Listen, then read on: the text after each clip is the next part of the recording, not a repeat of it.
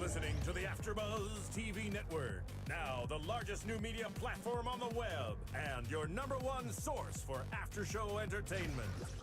Very good, Keith Johnson. From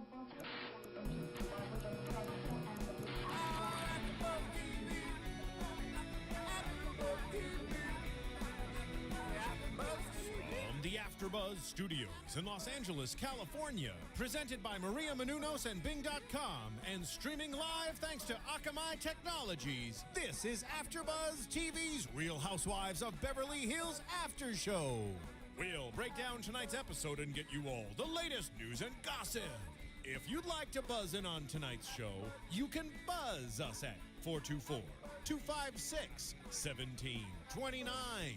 That's 424-256-1729. And now, another post-game wrap-up show for your favorite TV show. It's AfterBuzz TV's Real Housewives of Beverly Hills After Show. Woohoo! Okay, I feel like my mic. Can you hear me? Can you guys hear me? Okay. I can hear you. Hello, AfterBuzzers. So if you're tuning in, this is the after show for the Real Housewives of Beverly Hills, y'all. What? What? I like the y'all at the end when it's Beverly Hills. Y'all. I don't know. I thought I'd add a little something extra today.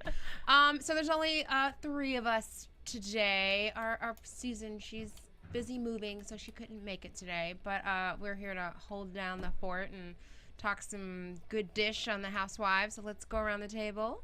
Hey everyone, it's Giselle Ugarte, always live tweeting at Giselle Ugarte. In fact, tweeting in progress, letting all of our tweeters know that we're live. Lovely. Hey. Love your nails. I like your nails too. Cute. Oh, thanks. I know. What is that white one with the? What is that? Well, I went to Swedish House Mafia concert this weekend, or show, and it was their last tour. It was called Masquerade Motel. So I got a little mask on my nail, and then I got the symbol of the DJs on this other nail. Oh my god! Commemoration. I did actually. I'll do a little plug since we're talking about it on my YouTube channel. Getting ready. But yes, go ahead. Okay. I'm Mari Fagel, and I am also always tweeting at Mari Fagel, and I love all your tweets because when you guys send them to me, they're great insights. Amazing. Very nice. Hopefully you guys will live tweet tonight so we can, get engaged with you. And I'm Diona Vaughan, and you can find me on Twitter at GoToGirlTV. And so let's just dig in on this episode. So last night in Paris, and finally, this was like the Paris thing was almost 3 episods, I want to say. Yeah. So this The is end the of third one one. episode, an entire episode, and the beginning of the next. Exactly. So this is finally the last night, and I feel like after all it's said and done, all the antics, especially with Kim, I think that was the biggest thing on this trip. I think it ended quite nicely. I really, really liked, I'm going to talk about her again, Yolanda, because I think some of you guys are getting on the Yolanda bus. I love her. I've been on that bus for weeks. I was one of the starters of the Yolanda bus.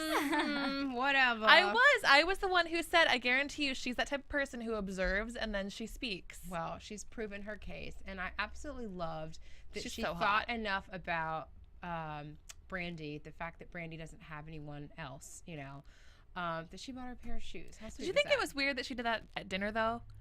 Because it's like Kim doesn't have anyone else either. That's what I was going to say. I didn't think it was weird that she did it, but okay, I thought it was weird that she was like, oh, I did it for you because you don't have anyone else? Well, Kim doesn't have anyone else either, but I thought it was sweet. Mauricio did buy her a purse, This but is true.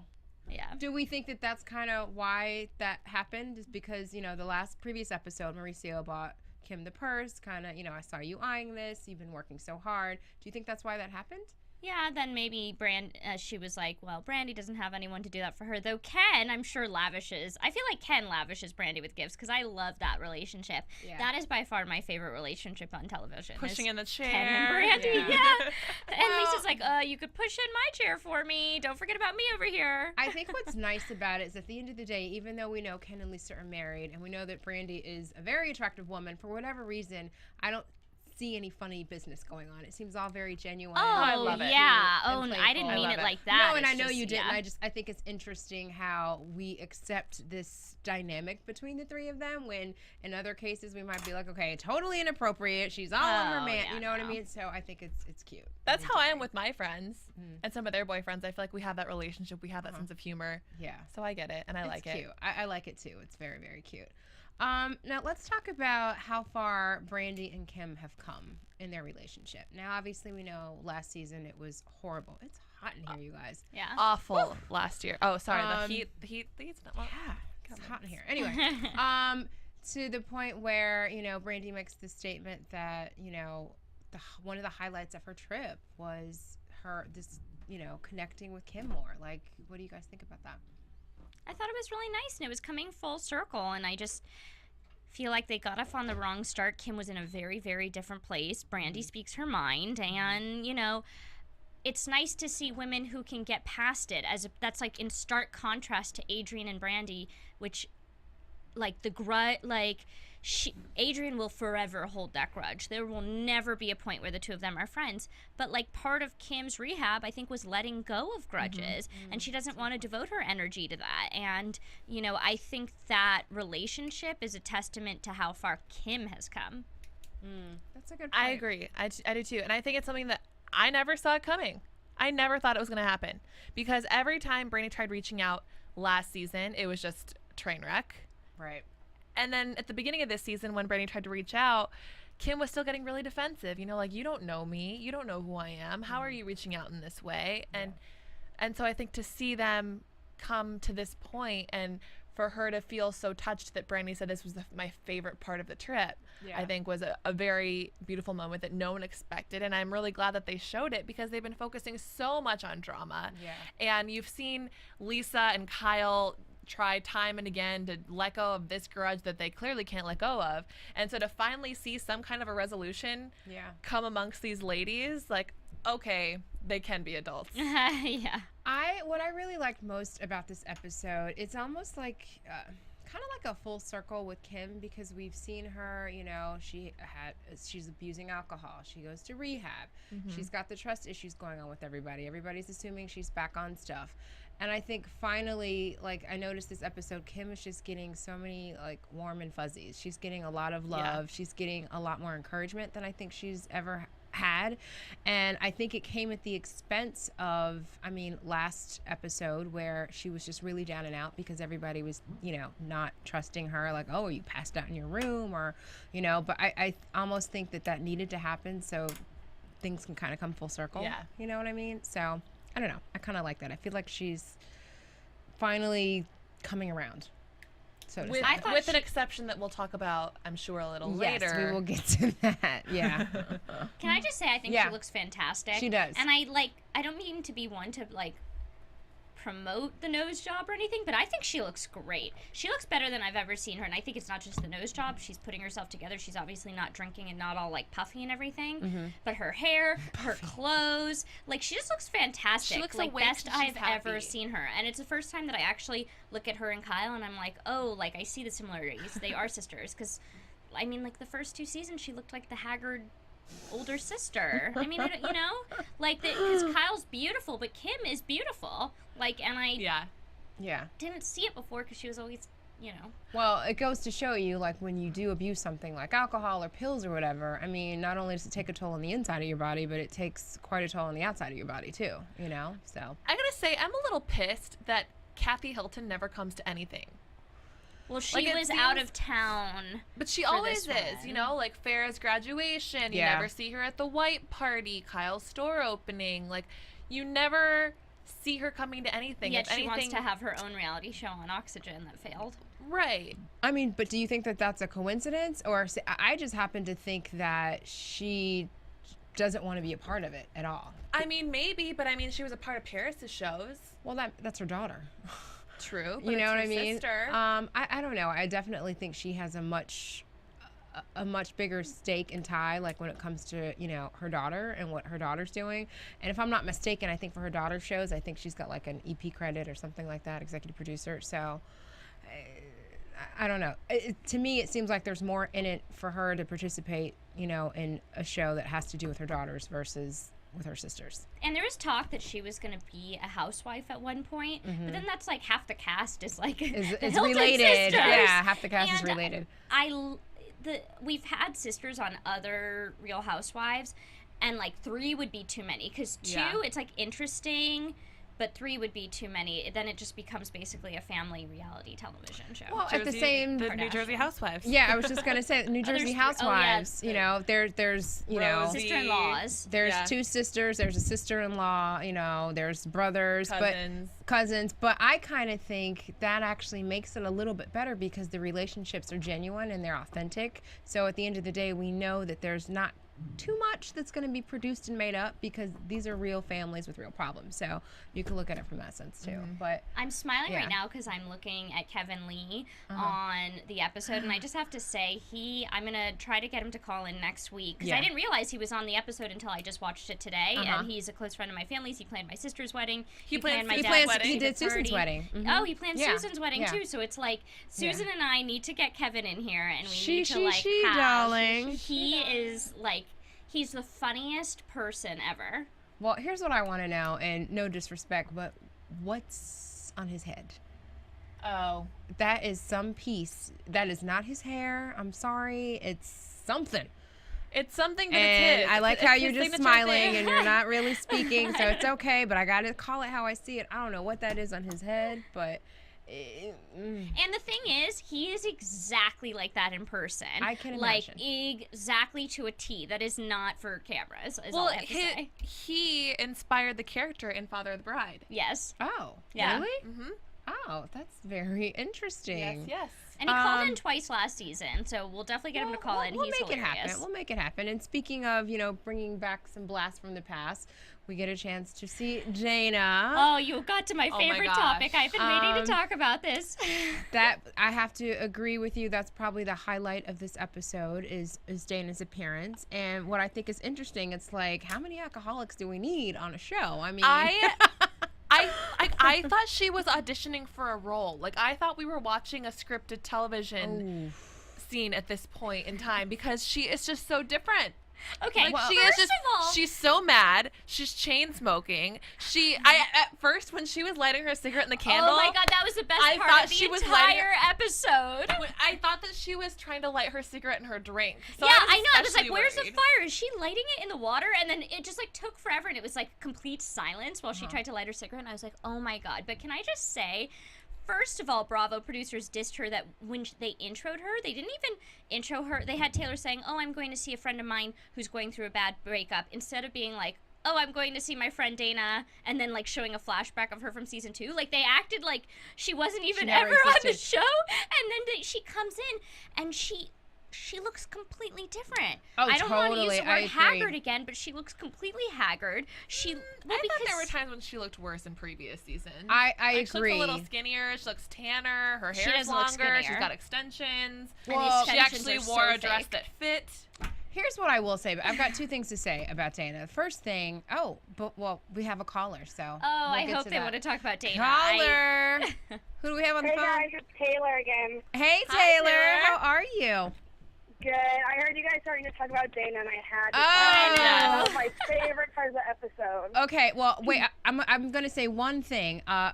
Kind of what you said, Giselle. I feel like in previous seasons when she's been on the show, I feel like she's always tried to like audition. I feel like she's turning something on. You know what I mean? Always. Like she's trying like, let's go to Hawaii. Let's go on a trip to Hawaii. My $25,000. Like I always feel like she's auditioning for something. And okay, now Taylor, please. Jump in. Well, what a worse person to audition with is Taylor, who's about to get kicked off at the end of the season. Like, this is true. If you want to get on the show, better hang out with Lisa or someone with an actual pull. And stop talking shit on those other housewives.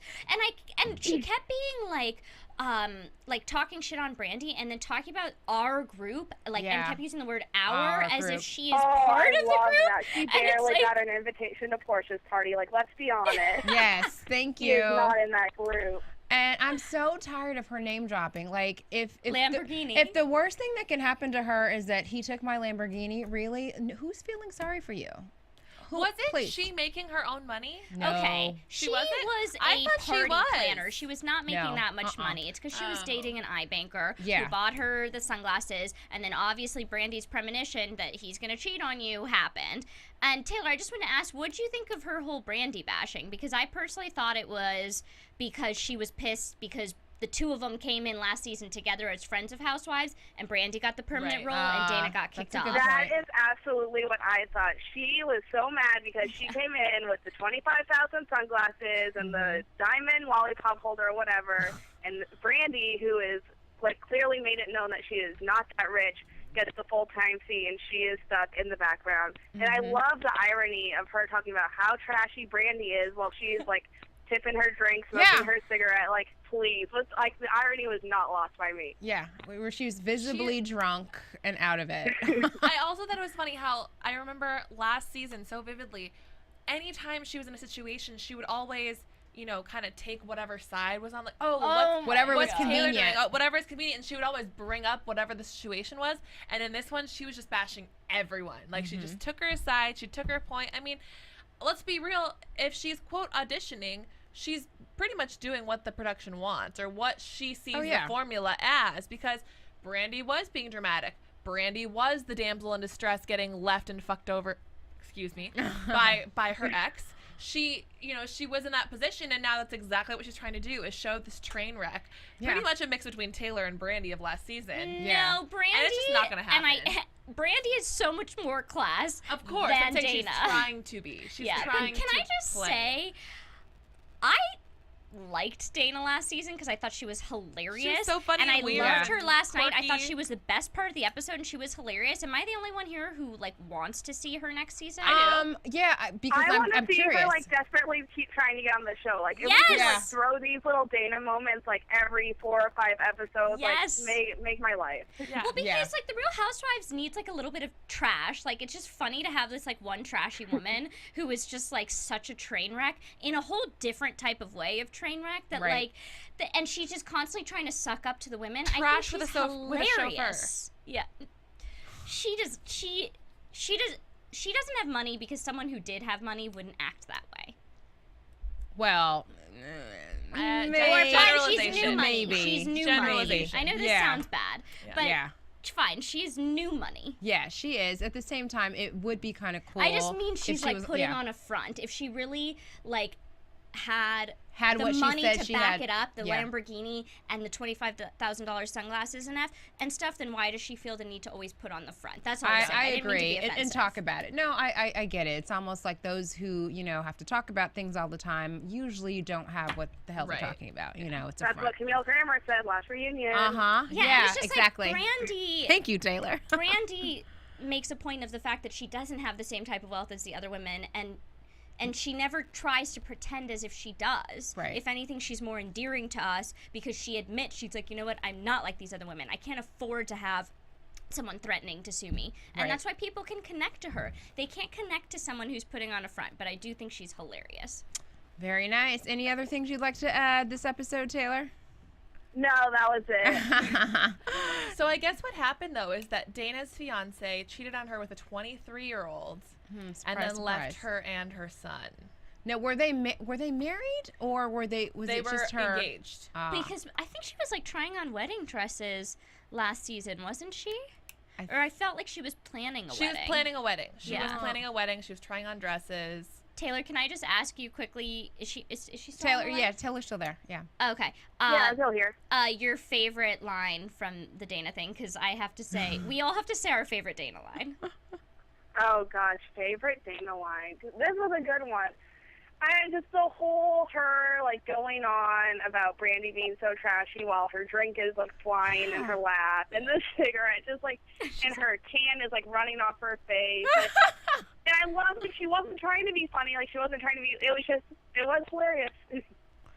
Well, my favorite line is, "He took my Lamborghini." Yeah. Really? I still love. And I ones also love from last season. season when she told us her baby speaks Thai.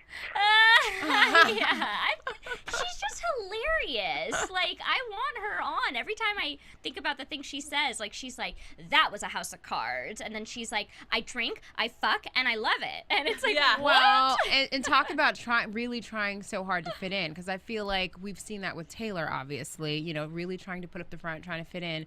I think she's even tenfold. And now that she doesn't have this man in her life, how does she plan on doing it? So Also, I thought We'll it was see. ridiculous that Taylor just 2 episodes, like, why does every woman who had a drinking problem feel that they're the one to then tell you have a drinking problem?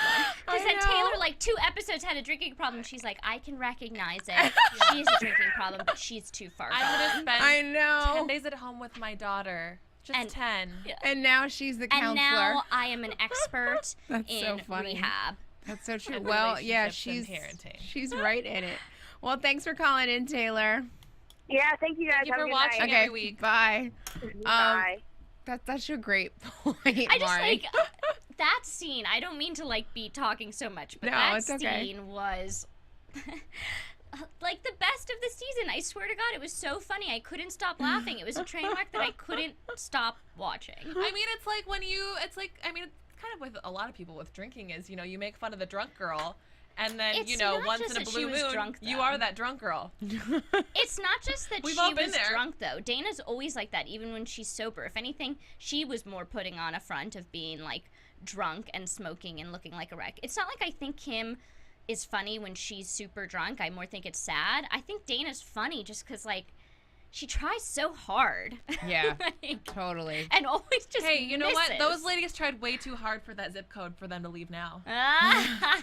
That's comes from the opening credits. All right, let's move on to Kyle's new passion, which is her store. Now, I love the fact that now she's got something to keep her busy, to keep her occupied. And we're gonna go see it this Yeah, I week. was We're gonna say, go can see we it this announce week. we're all going yes, to see it? absolutely.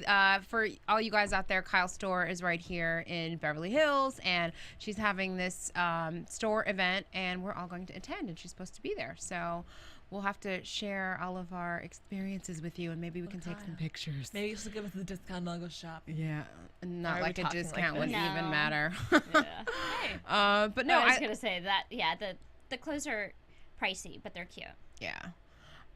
I like that she's got something to do now, because maybe, I don't know, maybe being an owner of a store will, I don't know, I hate to use the word toughen up, but I feel like she's such the person who always sits in the middle and doesn't really speak up and, speak her mind and have an opinion when it matters. Maybe this will help with that in some weird way. I don't think so at all. I completely disagree. If anything, I thought we were talking about that this will be a distraction from her trying to play the mommy role, because she keeps on telling Maurice that she wants to have another baby. True. I think if anything, she's going to be around people that are always going to be asking about the Housewives. She'll have fans come in. She'll have Beverly Hills, Yeah. she coming in asking about this and that. I think it's just another place to gossip, personally. I just hope it's just, I just feel like she's always in the middle of some shit between two people and is always playing the fence. That's what I mean, So I feel like, is this going to help her, like, make some decisions about things as a business owner? We do have a tweeter, actually, who kind of asked a question like that. He wants to know, do you think that Kyle likes to play both sides? I just said it. Yeah. I do. Yeah. And I don't think it's intentional. I don't think it makes her a bad person, but I think there, just to avoid confrontation, I think there are people, you like sometimes being a yes person and you like being the keeper of the peace. And I think she's one of those people. But I don't think she tries to avoid confrontation at all. I think she's actually always the pot stirrer. And in fact, it's evident in the fact that at her own store opening, she decided to take the time out to start crying with her sister in a back room. And it's like, this is She's your always store crying. opening, though. And your white party, like, she never has a problem with the fact that every single party of hers is always ruined because she's, like, crying about something in a fight. And it's like, why would you take, like, it's just sad because she spends all this time planning these great parties, and then she goes and, like, gets in fights with people and starts crying. And it's like, can't you save that for another night or for someone else's party and not your own? Well, ultimately, at the end of the day, it's all about her.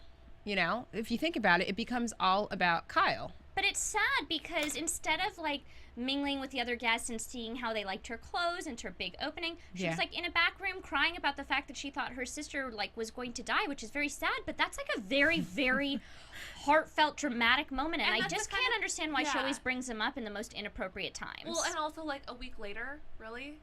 You're not going to bring it up maybe, I don't know, in her hotel room privately in Paris, or maybe on the plane, or when you get back, but come on. I feel like the Bravo producers say to them, okay, if we're going to plug your shit, then you got to do this. You need to, like, bring the drama. Yeah. Because, I mean, at this point, all of the women have some sort of product or something that they're trying to promote on Bravo, and they don't want to be QVC, so they're like, okay, we're going to be QVC with some drama.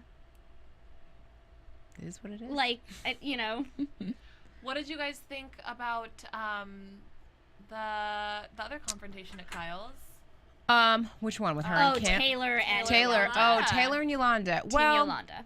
Yolanda.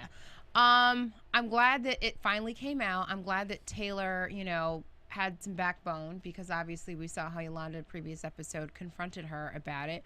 But I kind of agree with Yolanda. It's like, okay, like, stay out of my business. Like, you know what? Like, I get that your friend was married to my now husband, but it's what does that have to do with Taylor's relationship with Yolanda? I don't feel like it was Taylor's place to even talk about it. I really don't. And of course she's going to defend her husband. Right. Of course. Well, I'm glad that she didn't, and I'm glad that she did in the way that she did. Yeah. I liked hearing what Taylor had to say about the reason why she felt like she needed to confront Yolanda and come clean and apologize. And I'm a little bummed that the way that it actually ended up coming out was not as articulate as it was in the confessional. Yeah. And I mean, granted, Yolanda's intimidating. She's also very tall and she's hot. And she, she speaks her mind and she's very assertive and she's very direct, which is why we love Yolanda so far. But, poor Taylor, the words didn't come out, and she just kind of looked stupid. They didn't, yeah. And, Yolanda, maybe she was a little harsh. Maybe she was a little I don't think she was harsh at all. Not at all? Okay. I totally agree with Yolanda, but I will say, I love how Yolanda's like, who are you to talk about my husband and his ex-wives? Like, there's been multiple. Like, I love Yolanda, but she I treats do all of them very well. I do not like David. Can I just say, like, even the photo shoot earlier in the episode, which, by the way, Yolanda looked drop dead gorgeous in those dresses. Those legs for days. Yeah, but, like, they're doing a photo scene together, and he's, like, trying to grab her boobs, and, like, I don't know, he just creeps me out, and I just think she's so respectful of him. She's like, oh, my David, like, he's really busy. Like, we got to get things going. He's only in and out. She cares so much about him. And I just, like, I don't know. I just don't get a good vibe from him. I don't. That's interesting. Well, the same vibe that, what you just said about him, those are Taylor's sentiments about him, I think, as well, I feel like he definitely has his nose in the air a little bit. Of course. But I think that there's probably some of him that we don't see, and you can also see that he supports Yolanda and everything that she does. He appreciates everything that she does. He points out, granted, in some cases he says how Yolanda is better than everybody else, which, can be a little condescending in the way that he says it, but at the same time it's also showing how much he really puts her on this pedestal. Yeah, they put each other on a pedestal. But she looked gorgeous. Yeah. She had legs for days. Her skin was amazing. I thought it was funny how what did she say? She said something about how David is a natural in front of the camera. Yeah. Which I was like, I thought it was there. But it's not that bothers me. I think it's great that he puts her on a pedestal. I think the comment to Marissa Zanuck where he was like, oh, you've been married for 16 years, you need to change. Like, that comment really rubbed me the wrong way. Yeah. I just think he's kind of crude. I get a bad vibe. Like, well, I'm gonna play devil's advocate, because if the same comment came out of Brandi's mouth, I think we wouldn't have much to say. And the same say that. And the same comment. She wouldn't say, "Oh, you've been married for 16 years, time to change." She would never say that, because she was the one who was just subjected to all of that. But here's the thing: she said things in a similar vein. That's my point. Like about Marissa and her not loving the husband as much. So I feel like, are we a little biased because it's a man? No, I just feel like a guy who has multiple wives has no right to say to someone, oh, you've been married that long, you need to change it up. Like, it just gives you the impression that he's a philanderer. I think, I can see where you're saying that comment. And we've talked about that before, about how, for example, if Brandi were to say something and it were to come out of someone else's mouth, it would come out very, very differently. Yeah. Right. I think the place where it came from with David would probably be somewhere similar of where it would come from had Brandi said it. Right. However, he's just such a serious man. Like, at most you see him kind of smirk a little bit, but, like, it just doesn't come out the same way. His comedic timing and his tone of voice is just not the same, and so I can see why it would come off as very offensive. And I thought it was like, I thought it was just like his sense of humor. Yeah. But he did it in front of Yolanda, so that's why I kind of have to give him a little slack for being like, okay. Yeah. If my husband said that while I was standing next to him, I would be mortified. I also think what's the context that it's being said, because just like Giselle just said, I think it was meant to be in a funny, sarcastic sort of way, and the fact that he did say it in front of his wife, and we know how much he respects and loves her. I don't think it was as serious. It should have been taken that seriously. That's the point I'm making. Okay, well, I'm Team Yolanda, but I can't say I'm Team David. Let us know what you think. Whose team are you on? Moving on. So can we talk about this medication mix-up? Let's just throw it out there. I don't like to be one to be like, she's lying, because I think she is really making a very concerted effort to try to stay sober. And so I don't want to be like a viewer being like picking at her track to sobriety. Like, I mean, she could be, but the only problem with putting people who have real problems on these shows is it gets to the point that then we're sitting there and picking apart her path to sobriety. Right. And like, it may have been a mix up or it may have been a slip up, and it's like, but either way, I wish her the best. I hope she got past it. I'm going to play devil's advocate again. Just, I understand what you're saying. We're picking apart her path to sobriety, but at the same time, it's like, she's on a reality show. I know. A, you're on a reality show. B, you've chosen to reveal these things about your life. C, now it's here for everyone to kind of pass a little judgment on, And there's one part of me that feels like, okay, well, if she admitted it to her sister, this is why I was, acting a little loopy because I mixed it up. It makes me feel like, okay, so you're making excuses for, what we all know now. Everyone assumed that she was, back on the wagon or whatever you want to call it. Or she could have been being honest, like. She could have been honest. I just think it's very hard to believe, because wouldn't you recognize those feelings? I mean, regardless, it's really not important. It's something that whether she did it intentionally or not, whether she was lying or telling the truth, the hope is that she's back on the track of sobriety. And luckily, she was on time to everything after that point. Right. She made it to Kyle's thing. Yeah. She, made a conscious effort to either acknowledge her mistake or look into what was wrong. Mm-hmm. It's unfortunate. And I have to say, I feel like Kim kind of plays both sides with Kim's sobriety too, and you mean Kyle? Kyle plays both sides of Kim's sobriety too, and being somebody who, and I've said I have a very close family member who's dealing with this. I have a brother who's been going through this. That I know what it's like, and it's a lot. It's something that you can say, oh, I'm gonna put my foot down, or oh, I'm gonna, help them any way I can, and it's just a very, very fragile path that. It's a fine line between being supportive and being skeptical, and it's very hard to get anybody's trust back, especially when they've been struggling with a problem like this for so long, and in Kim's case, over a decade. So do you think it was a good choice that she made to come clean and tell Kyle that she mixed something up, or do you think it's only going to, in any type of trust that Kyle did have for Kim, it's like, okay, we're starting all over again? I think it was good that she told her. Okay. And she wasn't defensive like previous times where she's been defensive and she's just tried to cover it up.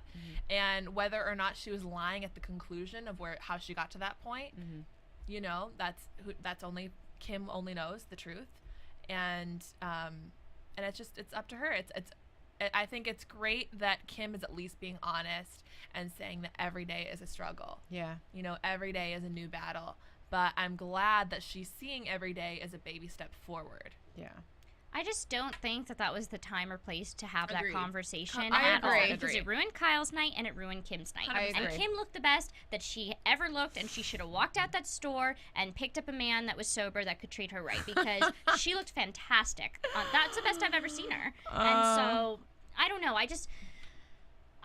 I always want to like Kyle, but then she always is just like so dramatic and always bringing up, always choosing the worst times, always like bringing up conversations that will elicit fights among the other wives, and I just I feel like she just has ulterior motives sometimes. Obviously not in the one with her sister, but I just think that I don't know. I always want to like her, but I also just feel like she always chooses the worst time, the worst place, the worst comments to be saying, and then backs away and lets the other wives fight. Yeah. and uses Faye, which we'll talk about that. Hopefully, we will get to see want that dress some Faye was ladies wearing. in action. That was in the at the store. events.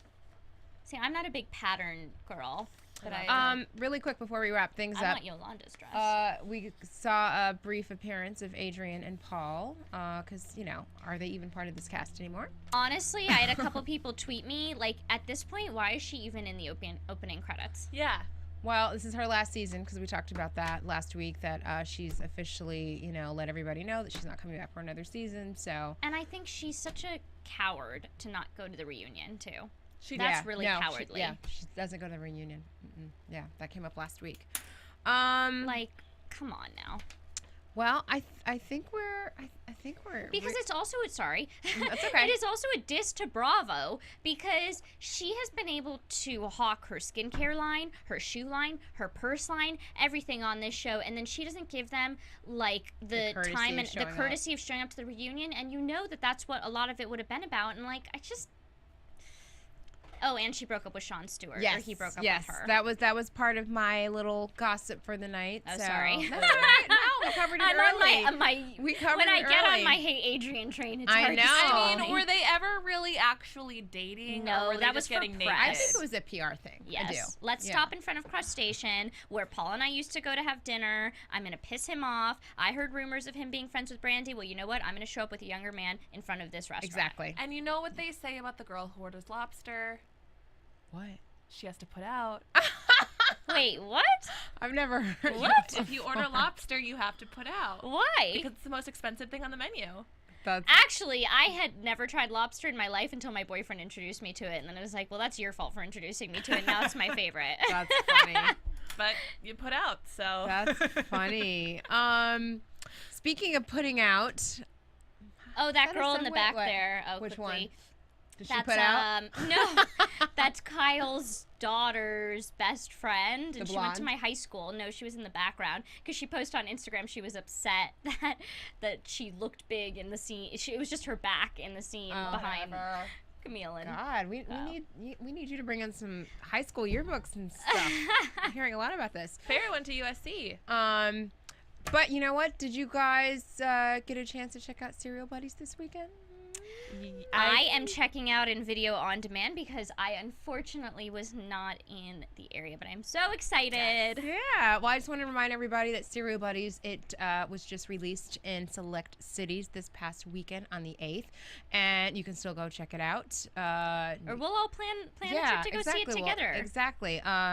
Of course, our own Maria Menounos is in it, as well as a lot of Executive producer as well. executive producer, a lot of funny people, and we just want to remind you guys to go check it out. And can I just say, even though I couldn't see it this past weekend, I saw one of the final cuts, and it's hilarious. It is so funny. Kathy Lee Gifford's daughter is in it, so is Kathy Lee Gifford, Beth Bears, Artie Lang. Yeah. And the so, trailers for it are hilarious. They're and they're so little clips funny. on YouTube. So funny. So go this weekend, Friday night, movie night. That's a designated movie night. Go see it, you guys. We already talked about our gossip, right? How about a few Oh, predictions? Portia's adorable, by the way. That's it. And now, your AfterBuzz Yeah. TV predictions. Predictions. I want Camille to come back. She's not coming back either. I know, but I want her to come back. She's not. She's definitely not coming back after this season. She 'cause has her hot arrested. Greek man. She doesn't need it. Yeah, she can just stay home and have lots of sex. Well, I want to watch. Not the sex part, but I just want to watch her at home. So next week, Paul and Adrian have a party, and I think this is when we really, really start to see the demise of their relationship. You mean we haven't been watching it all season? Well, we have, but I just feel like now it's just really like, you know, like. Twist. Well, because now he's starting to not take it. Mm-hmm. He used to take it when she says mean things, and now he's like, see, this is constant.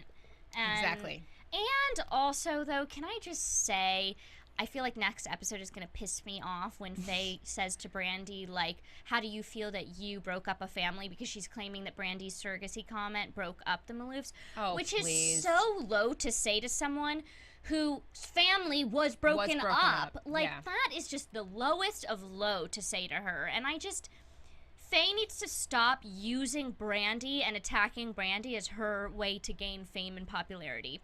Like, lay off Brandi. You are not Adrian's, like, best friend or family member. Like, I just... Apparently they are such close friends, though, and she thinks so highly of Adrian, so... Well, I just thought, like, that's the worst possible thing you could that say was to sarcastic, Brandi. by the way, in case you didn't catch that. If you're listening to the podcast and didn't see my facial expression. My whole thing is, and I'll wrap this up quickly, I just think it's more about being connected with the right people in this town. And you know what I'm saying? So showing a little solidarity and, you know, showing, you know, standing up for her quote-unquote friend, and I put that in air quotes, you know, because I feel like Adrian is, you know, probably an influential and powerful person, and maybe it Well, means I've something. talked shit about her all season, so hopefully... I think it means something for Faye to be in good graces with her. I predict Faye will deactivate her Twitter account on Monday night. Oh, she deactivated it? No, I say I predict that she will deactivate her Twitter Because account people are going to be hating on Monday her. because there are going to be so many Haters gonna hate. Faders out there. Faders gonna hate, yeah. And we'll update you on our outing to Kyle Biling, too, next week. So stay tuned. We'll have some good, juicy gossip. And hopefully Kevin Lee. Yeah, that'll be great. Around the table, where can everybody find you? At Mari Fagel. You can find me on... You can find me at Mari Fagel. You can find me on most social media sites at Giselle Ugarte, and my YouTube channel is Sprinting Stilettos TV. New videos every Friday, at least. And you can find me on Twitter at GoToGirlTV, and you can find me on YouTube as well on the Stylish channel. All right, guys, thanks for listening and watching us, and we've got more juice for you next week. Bye. Juicy. From Bing.com, executive producers Maria Menounos, Kevin Undergaro, Phil Svitek, and the entire AfterBuzz TV staff, we would like to thank you for listening to the AfterBuzz TV network. To watch or listen to other after shows and post comments or questions, be sure to visit AfterBuzzTV.com. I'm Sir Richard Wentworth, and this has been a presentation of AfterBuzz TV. Buzz you later. The views expressed herein are those of the hosts only and do not necessarily reflect the views of AfterBuzz TV or its owners or principals.